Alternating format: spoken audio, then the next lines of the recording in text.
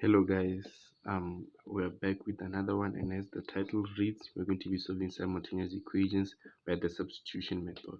So when solving by substitution, the first thing that we have to do is that we have to make one of the variables to be a subject of the formula. We pick any from our two equations.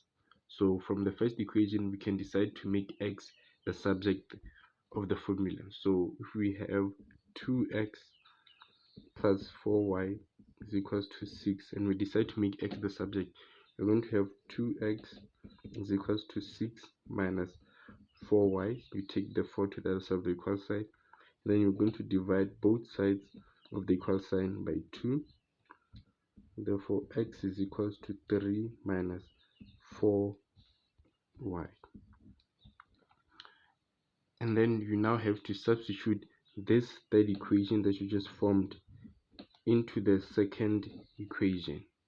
So the second equation was 5y plus 3x is equals to 15.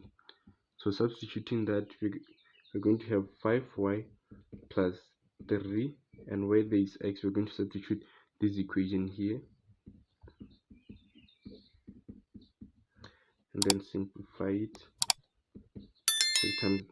So the 3 multiplies everything inside the brackets. So 3 times 3 is 9.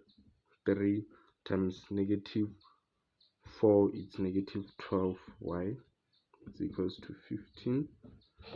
And then simplifying, 5 minus 12 is negative 7y.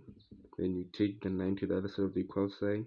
You have 5 minus 9, which is equals to 15 minus 9 is equals to 6. Then dividing both sides of the equal sign with negative 7, y is equals to negative 6 over 7. We would substitute this answer here into the third equation. So x is equals to 3 minus 4, and then where there is y, we substitute our answer. Then we're going to end up with what? 6 whole 3 over 7. So those are our answers.